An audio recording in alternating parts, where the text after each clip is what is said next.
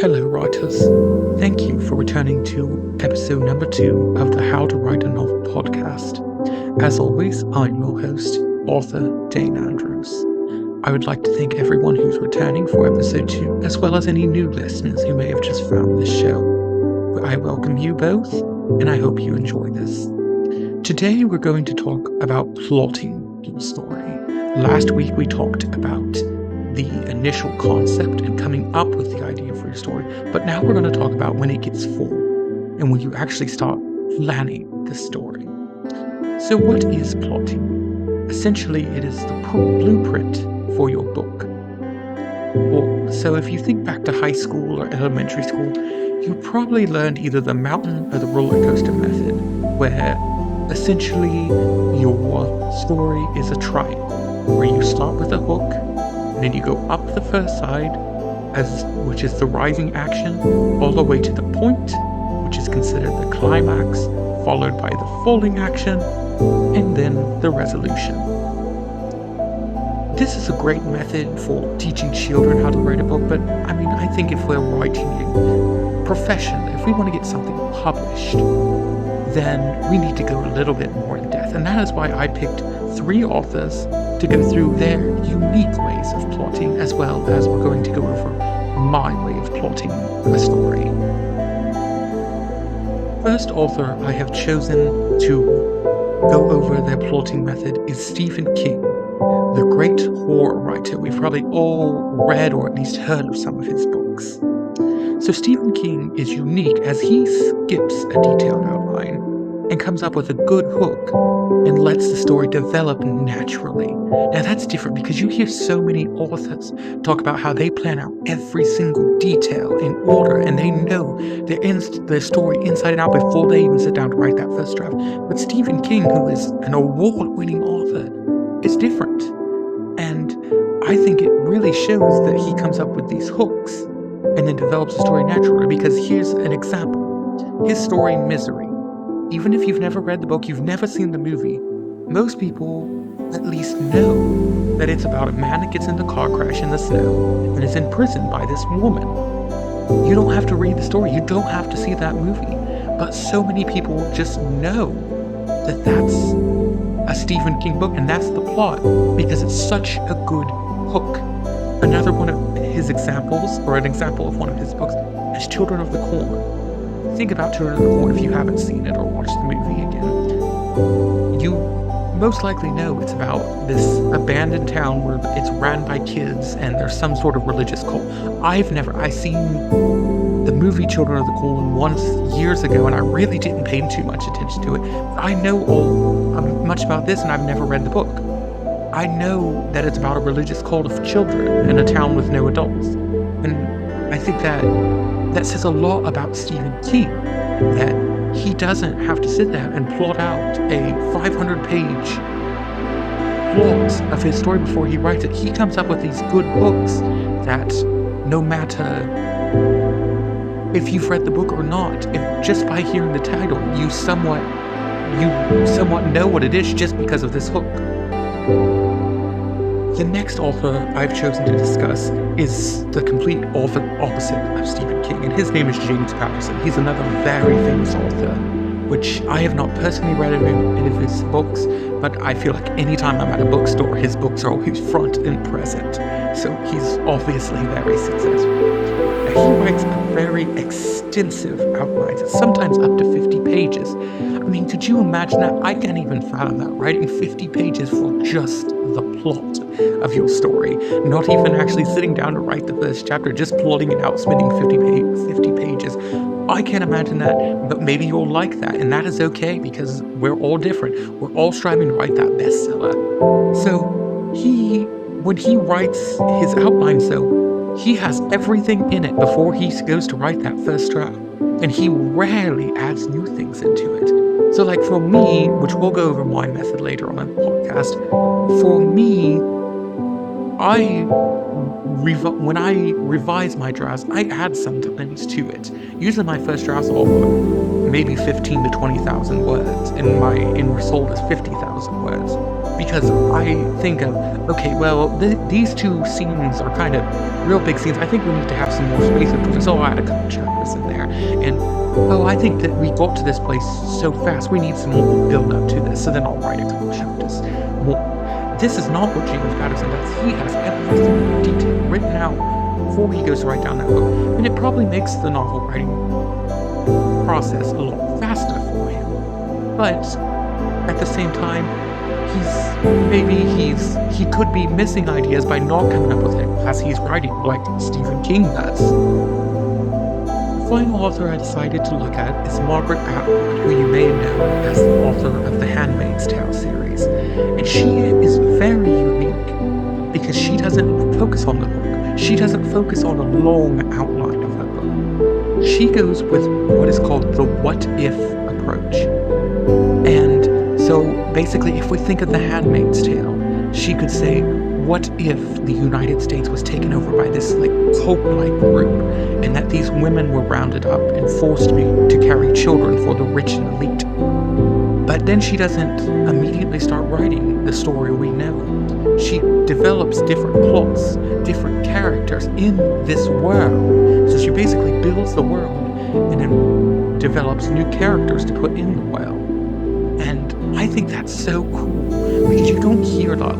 We hear so many people doing the James Patterson approach of every detail, just starting from beginning to end, or starting with the climax and working backwards. But you don't see a lot of, and you world develop as you go. But you don't see a lot of people doing this where they actually develop the world and then will actually pick different characters to throw into this world and kind of see which one sticks, which story is most exciting. And I think this is very unique because we could have 100 different Handmaid's Tale stories. We could go 2 blocks down from where our main character is in prison with his family, and there's another handmaid. She's probably got her own story. Maybe she's a part of this cult. Maybe she believes in the cult. Or maybe she's like our main character, and she doesn't believe in the cult, and she's trying to get out of it. But everyone, it's more like the world we live in today, where everyone has their story. And I mean, if we think about people living in the United States, we experience a lot of the same things. United States is big. So let's just say everyone that lives in California, they're probably all having somewhat the same weather every day, maybe a little bit different depending on where you live. But it's how they choose to do this. If you understand what I mean, it's like Margaret Atwood is a god. She created this world, and then she's putting the different people in it instead of creating the person and building the world around them. And I wanted to compare this to Harry Potter, because Harry Potter is a character-driven story. If you took Harry Potter out of Harry Potter, you wouldn't have a story. He is the main character. And I mean, let's say we're going to do Harry Potter's story from Neville Longbottom's point of view. There's not much of a story there. I mean, he does get kind of a redemption in the last couple books, but in those first few, he's basically just a normal student at Hogwarts. He's somewhat friends with Harry Potter, but Harry Potter is the one that does everything. He goes roaming around the corridors at night. He goes into the Chamber of Secrets or after the Philosopher's Stone. But Neville doesn't do this stuff, so it's a very character-driven story. You take Harry Potter out of Harry Potter and you don't have a story. Where with Handmaid's Tale, like I said, it's so the main character, the world doesn't revolve around her. She is just one of the members of this weird thing that's going on. And like I said, you could go 2 blocks down and there's another woman, and you could use all these different people and give their own unique stories in this same world. Where with Harry Potter, there's only a few people that you could really give interesting stories, and Harry's about the only one. So now let's get into my plotting method. And this may be very controversial, and I haven't wrote a bestseller yet, so don't take this with a grain of salt. But I'm not much of a plotter. I'm more of a sit down and write, but I always do plot a little bit. So my first step is I take a sheet of paper, whether that's a Word document in Google Docs or a actual physical piece of paper, and I write down just the major plot points, no small details. Like, most of the time, I know maybe 3 or 4 characters that's going to be in the story, and I develop the rest of those characters later. So let's go for an example.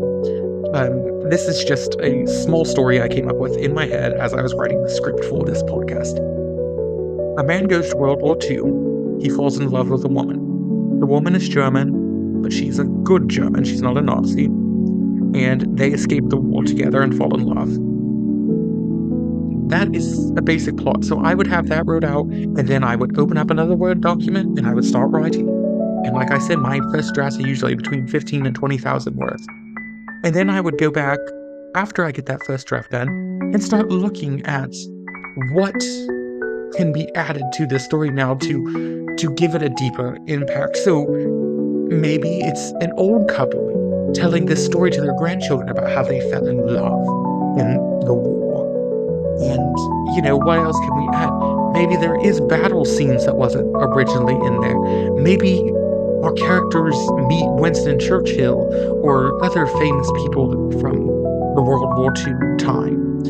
And what can I add? And then I just rinse and repeat that. If I plan a little bit more, and then I rewrite a second draft, and then I see, well, what can I add? And I just rinse and repeat and until I have, because by like the 4th draft probably, I'm barely adding anything new. By that point, I think it's a good story, and I don't have much more to add to it. But that's and like I said, I'm not a best-selling author, so please take that with a grain of salt. Don't think that that's going to be the blueprint to write a bestseller. We hopefully will know that in May if my book takes off, but I really don't expect it to. But I think this is something that there's no set approach to writing a plot for a story. You can follow like the Save the Cat method, which I've talked about before, and how much I do use that, but it's what works for some people may not work for what works for me probably does not work for James Patterson, who has to have his outline. He would probably fall over if he knew how I wrote, just like I would fall over if I had to sit and write a 50-page outline before I started writing my story, because that's just how I am. Bottom line of this episode is plot whichever method you want to use, whether it's one of the examples I gave, or whether it's an example or one that you come up with. And please let me know in the comments what you like to do that's different from one of these. If you use one of these approaches but change it a little bit, maybe you use the Jane Patterson approach and write a 100-page outline, or maybe you use the Stephen King one but you still write somewhat of an outline. And that's one thing I love about authors, is we're all different. And there's no set way to write a book. And there's, it just gets me so excited that being an author, whether you're full-time, part-time, just dabbling in it, it's different from any other job you have.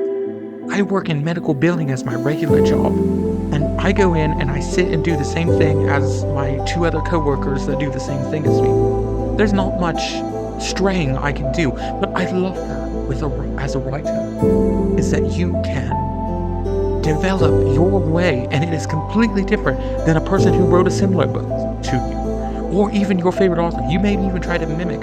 I know I've tried to mimic other authors and think, well, this is the way I have to do it, but I always stray from it because that's not my method. So thank you for sticking to the end. Make sure you give it a thumbs up and subscribe so you can stick around for the next episode. Next month we're going to be talking about the first chapters, which I'm very excited to discuss, and I'm actually planning on recording an episode straight after this one, just because I already have so many ideas of what I want to talk about there, and I don't want to leave them. As of right now, I still don't have any official social media platforms up, but I am looking at getting Instagram and TikTok accounts.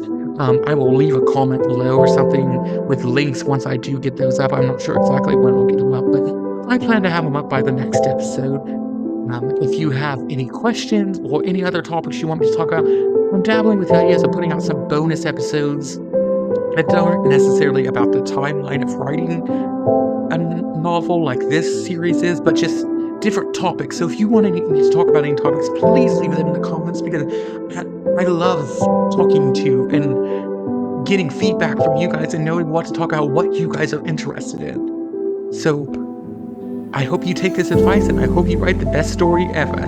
Thank you, and have a good month.